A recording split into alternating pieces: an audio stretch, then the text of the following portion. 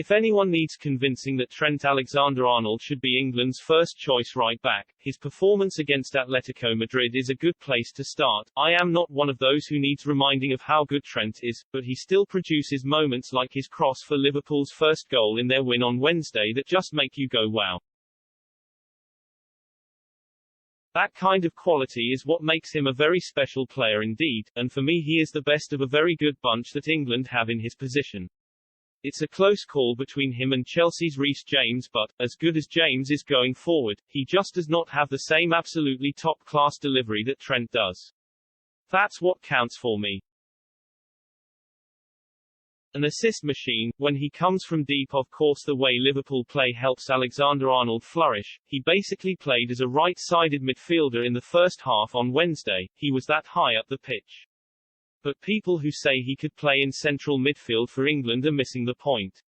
It's a completely different role to the one he is so effective at for his club when he links up with Mohamed Salah down the right. With Liverpool, he is always coming onto the ball from a deeper position.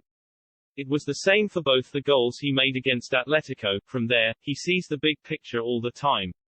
If he is in midfield instead, then he is playing on the half-turn a lot of the time when he collects the ball, and it's harder to have the same idea of what's happening in front of him. I don't think that using him as a midfielder is an experiment worth repeating by Gareth Southgate, who announces his next squad on Thursday, but there are still ways of getting him into an England team that uses a different system to Liverpool. Gareth Southgate sometimes plays with wing-backs, and I can only see Alexander-Arnold flourishing there, coming at teams from deep. It probably won't make much difference to England, who plays right-back in their next two World Cup qualifiers, against Albania and San Marino in the next 11 days. They will win anyway, but in the tighter games against better opposition, Trent is a weapon that should not be wasted. He can make the difference with those brilliant runs and crosses that so few other players can produce.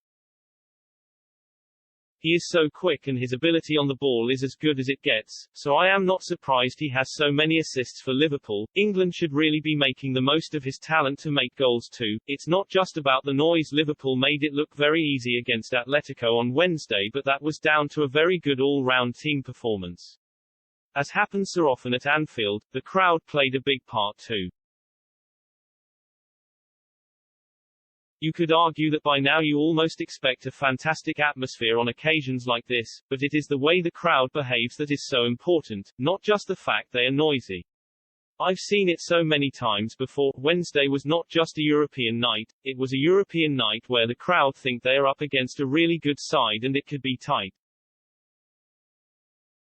So there is that tension in the air, which I think the top players love because it is another signal that a game is a little bit special, and different from the norm.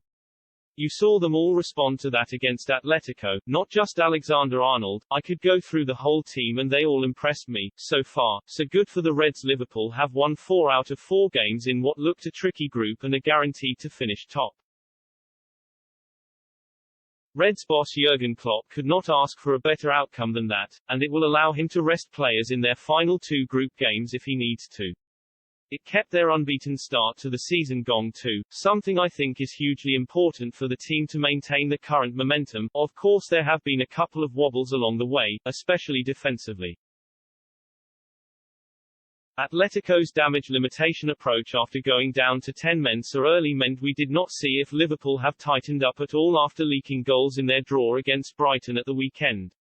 Klopp has got some niggling injuries to contend with too, especially in midfield, so his side are not in an entirely perfect place.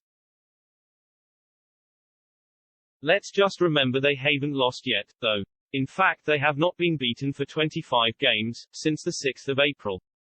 So, while we can talk about areas where they can improve, I don't think they are doing too much wrong, and we saw against Atletico how good they are when they get things right.